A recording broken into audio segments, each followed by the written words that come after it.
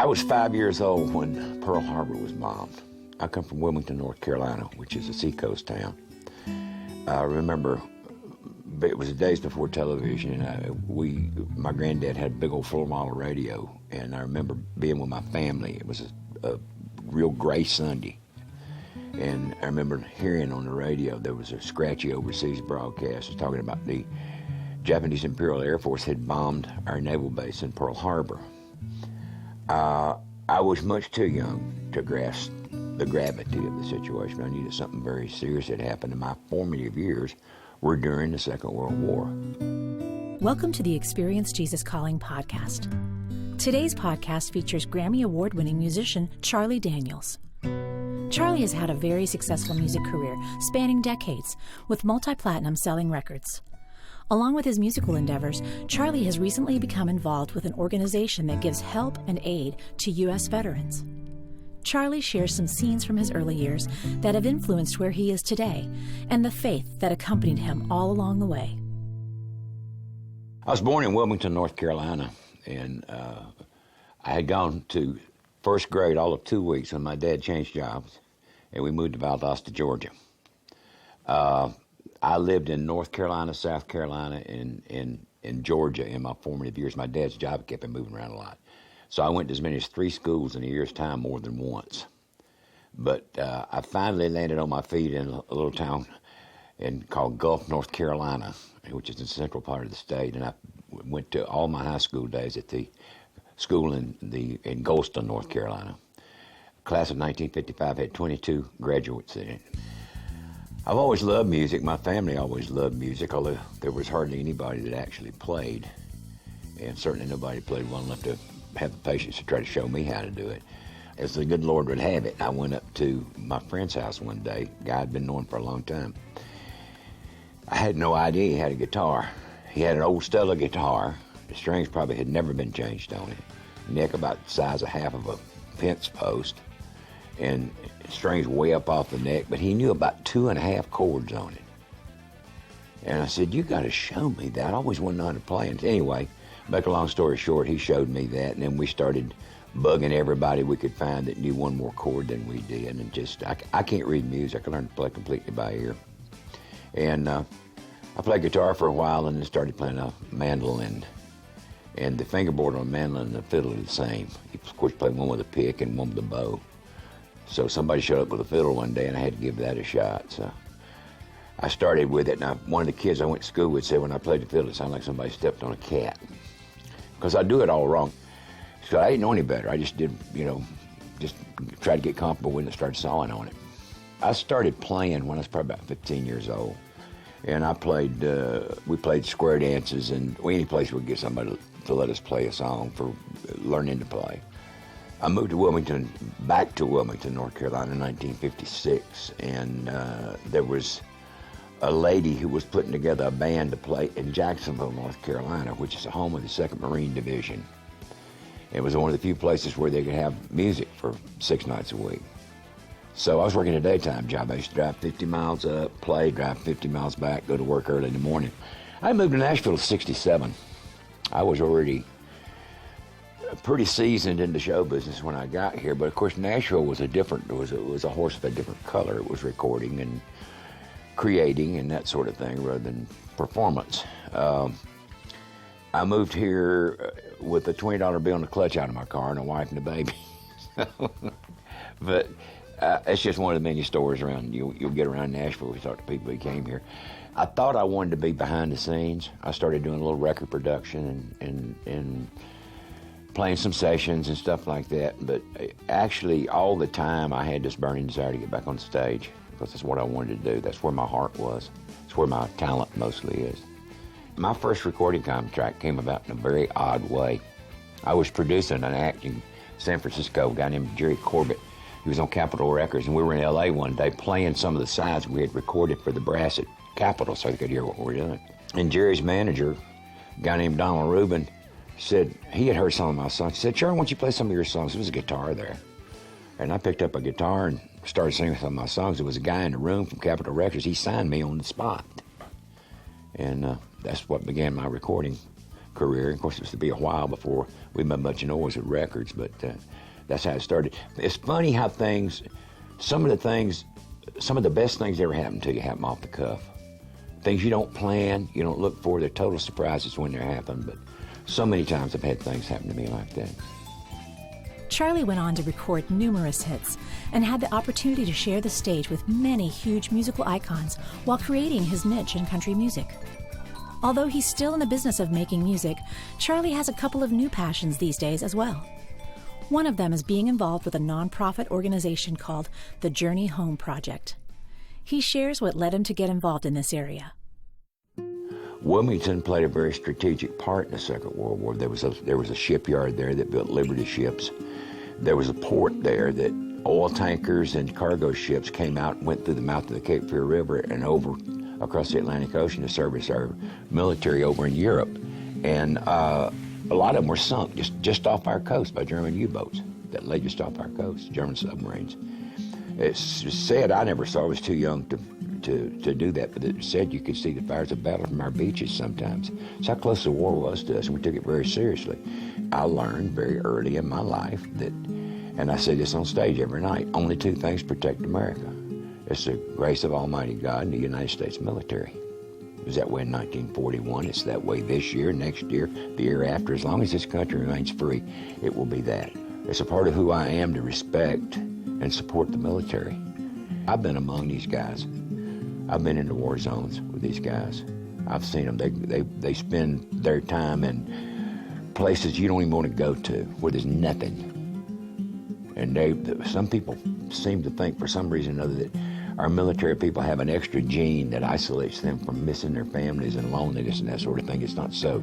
They miss their families just as bad as anybody else does that's away from them. And they go and do that because they're patriots.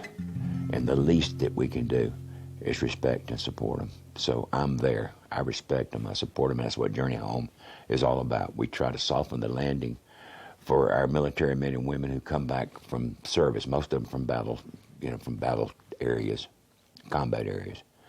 And we do things like we try to help them get educated if they need education, to come back into society, to come back in and feel a part of it. Back during the Second World War, and some of the other wars we fought, people, it took 2 or 3 weeks to get home on a ship. Now you get on a plane one day, you're back in the USA. You get off of, you come out of a combat zone and you fly in and you get off and you walk out the airport and you're on the city streets somewhere. And it's a world that's very foreign to you sometimes. And sometimes it takes a little readjustment. Some people more than others. But we just try to help any way we can. We're dependent on donations. And basically events. I mean, we don't particularly solicit individual donations, although we take them if somebody sends them in. We work hard for it. Volunteer Jam last year was a big money raiser for us. I think we did about $300,000 off of it, mainly due to sponsor money and that sort of thing. We do an event at the Palm every year. Somebody wants to get involved and come to that and have fun at the same time. We allocate funds to the people we feel like are more deserving and where it will be put to the best use. As passionate as Charlie is about helping U.S. veterans, he is also passionate about his faith. Charlie describes how that faith sustained him through some difficult times. I like to think my faith impacts everything that I do and everything that I am. I'm writing a biography right now, and the hardest part for me to write was on my faith, was trying to express my feelings and what I feel and what my feelings, my concept of what Christianity is and what it means. And I had to get pretty introspective about it. It was a hard part for me to write.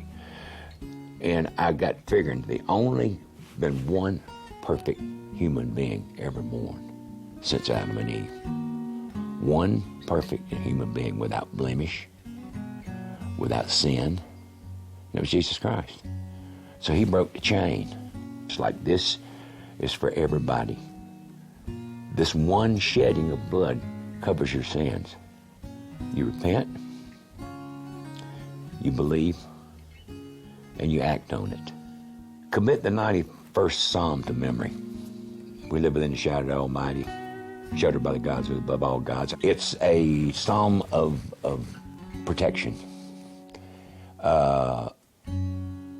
I I've repeated that in a lot of different situations. I was about 20 miles off a snowmobile trail when I had a stroke.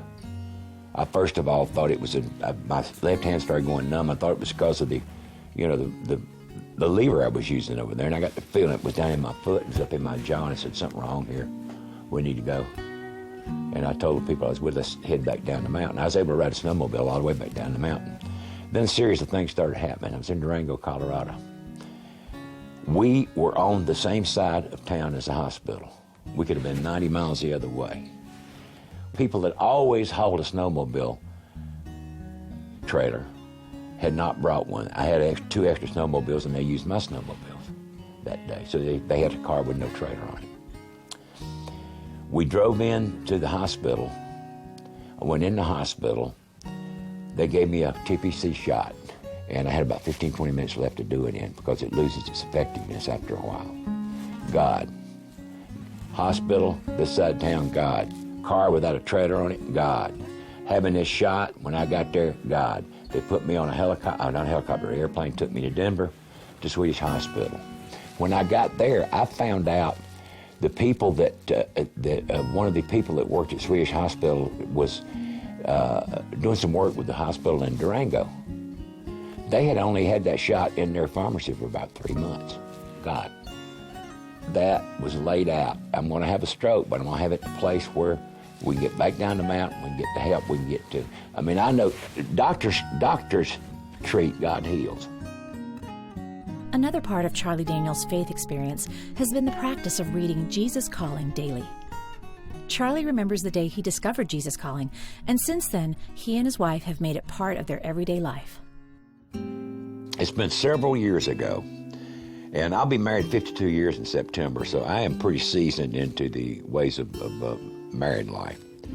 And I know when my wife goes shopping, if I go with her, best thing for me to do is just take a good book or find something I want to do or look around. So anyway, we were, I think, in Flagstaff, Arizona on a day off, and I went to a bookstore, and I looked down, and there was a leather-bound book there, and that's what it was. It's Jesus Calling. I picked it up and looked at it and went and bought it. And it was, you know what's amazing about it, and I'm sure you've probably encountered this a lot as you've done these interviews, it's amazing how much the daily reading applies to something that's going on in your life at that time. And I found it to be that way, but I read it every day. I read Jesus Calling every day, and my wife reads it every day. And I don't know how many copies we've given away. We give them away for Christmas, or get a couple of cases of them and pass them out to friends and people. But it's just part of my devotional every day. It's amazing how much I've talked to other people say the same thing. You get up in the morning, you read Jesus Calling, and it's got something to do with something's going on in your life, It's just part of my devotional. It's part of my reading, what I do every morning. Charlie's legacy in music is well known, and his endeavors to help others as his faith leads him will continue to build his legacy for generations to come. Once again, Charlie. There's a scripture in the Bible for just about everything we're confronted with. But I committed the 91st Psalm to memory a long time ago. I've said it in my mind flying in helicopters in Iraq. I've said it in my mind anytime I feel needed, I need to do it. Because he is ultimately in charge. I'm not going to say bad things will not happen to you, absolutely, but you're not. It's not. You're in his charge. He'll take care of you. He's took care of me for almost 80 years.